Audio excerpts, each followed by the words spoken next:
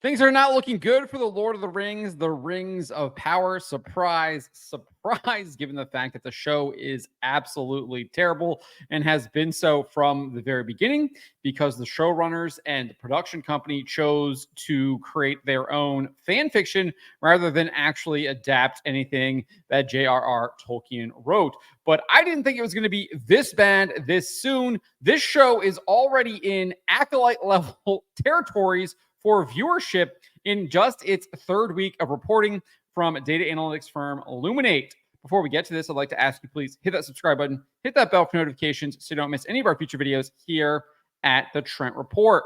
Wrote this up over at thatparkplace.com. And yes, you are reading that correctly. Viewership data from Illuminate reveals that The Lord of the Rings, The Rings of Power's total watch time for its third week declined by over 51%. I'll have to fix that because there's a technicality, because the way that they release the shows, it technically is in its third week because there's only like 1 day of reporting based on how Illuminate does its weeks. So data analytics company Illuminate reports that The Lord of the Rings, The Rings of Power only garnered 372.7 million minutes watched for the week of September 6th through September 12th. That is its second week. That is 51% less than the show's second week, where it garnered 764.7 million minutes watched. In its first week, the show only garnered 63.2 million minutes watched, albeit it was only available to watch for a single day in Illuminate's weekly window.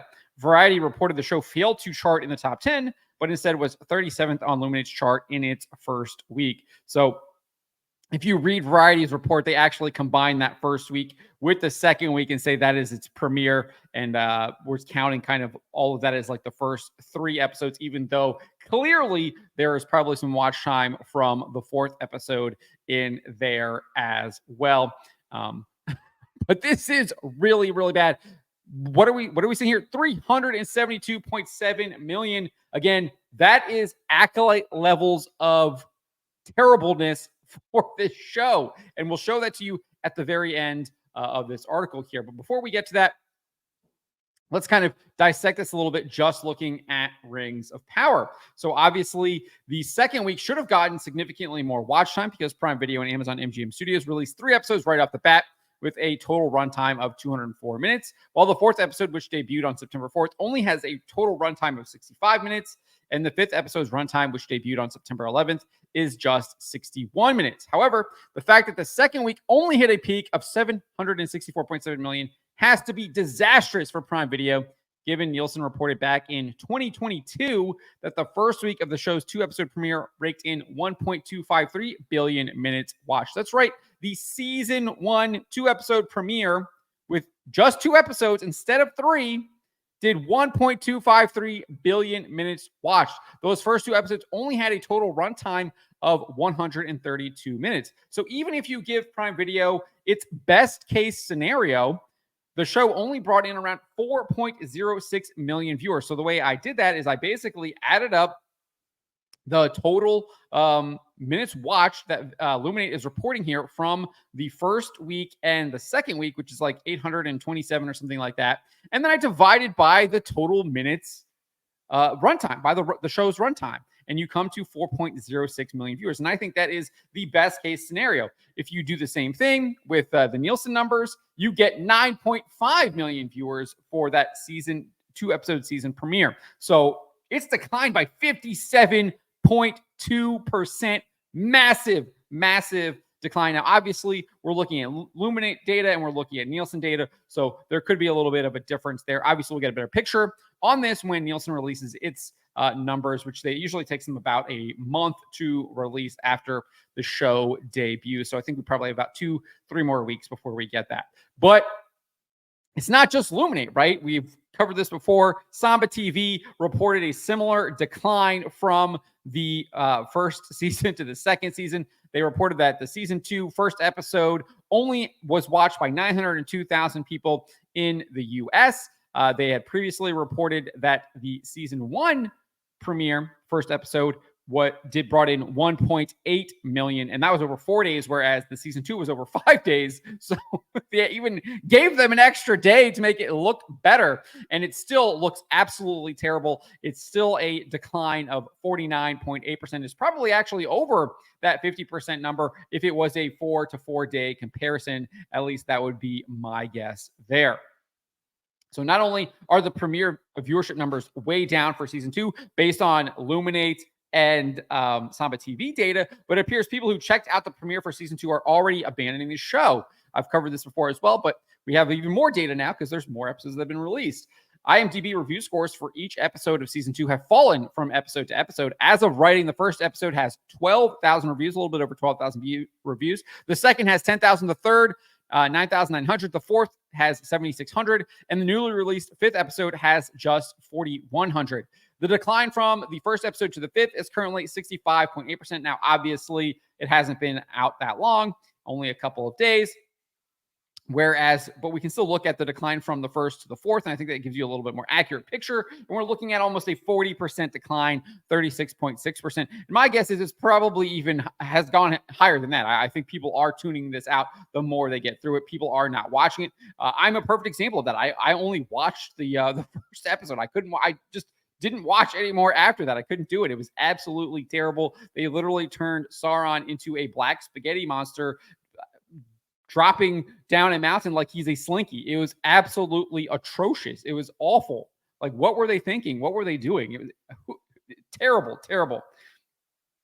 And all of this does appear to lend credence to that report in The Hollywood Reporter from April 2023 by Kim Masters. She revealed that 63% of individuals who watched part of the show's premiere back in 2022 did not complete the show, at least in North America. She wrote this: while Amazon, like other streamers, provides only limited data, they do that on purpose so people don't realize how bad their shows really are.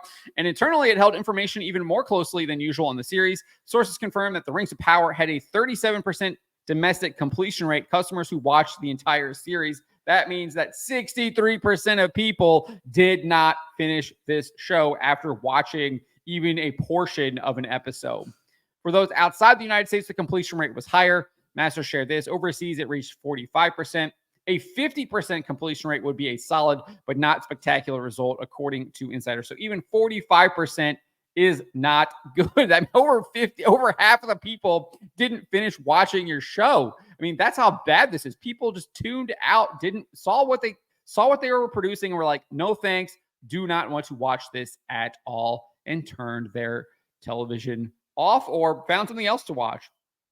Nevertheless, Prime Video is attempting to refute much of this data by issuing an ambiguous claim. They posted this on X: with 40 million global viewers and counting, thank you to the fans for making The Rings of Power the #1 Prime Video show in the world. Who even knows what this means? I doubt that it's actually 40 million people watched season 2 based on what we're seeing here. Just doesn't add up. I think they previously said with season 1, they did maybe like 25 million in a week or something like that.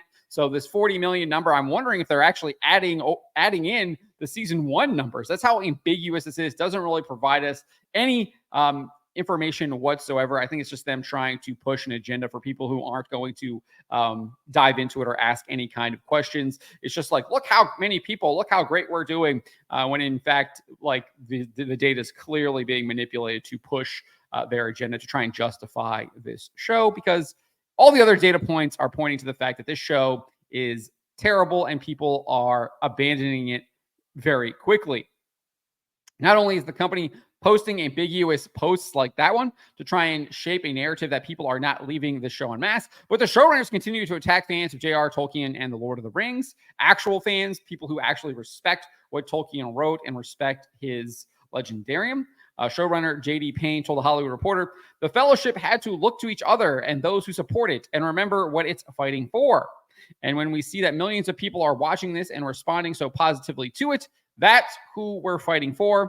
And those who watch every episode and negatively write about it on social media and make YouTube videos, we're happy to have you guys too. It wouldn't be a journey through Middle Earth without some trolls along the way. So just despicable behavior, clearly just trying to antagonize people. They know what they've done is absolute garbage, in my opinion. Like, I mean, you don't say this unless you know what you've done is trash. And I think these people willingly know that they've created a piece of garbage, and they're just trying to take pot shots now to make themselves feel better, stroke their own egos. Unfortunately, I think these people have kind of destroyed their own reputation with this show, and anything that they produce, I don't think anyone is going to want to check out whatsoever if they get anything after this. I know that if I see their names on anything, I will probably not be watching it whatsoever, or immediately know that this is going to be absolute woke trash garbage. Will not be staying true to whatever source material they are attempting to adapt, if that's indeed what they are trying to do. I don't even think I'd want to watch any of their original stuff, because we see what Rings of Power, what they've done with Rings of Power. They've created their original fan fiction, and it's crap, it's garbage. Even if it wasn't Lord of the Rings, the show is awful. So this is a strategy we've seen before, right? The Walt Disney Company and Lucasfilm have done this for years now. They most recently did it with the Acolyte, and where did that get them? It got a cancellation. People did not watch it. People mocked them and are actively cheering for them to go bankrupt. That's where we're at now. These people think that they're trying to humiliate us. They think that they are going on a power trip because they're the ones who get to destroy these things. They're the ones that have the power. Well, at the end of the day, they don't. They actually don't have the power. We've actually flipped the table on them, because we are the ones who are rooting for these shows to absolutely fail now, because they are so bad. And we relish this. We're having fun watching these shows fail. We're having fun watching the things that we actually used to enjoy do terribly, because they are so bad, and we rather see them be died and buried rather than be reanimated as some zombie corpse, which is what Star Wars and Prime Video and Lord of the Rings have been doing here over the past couple of years.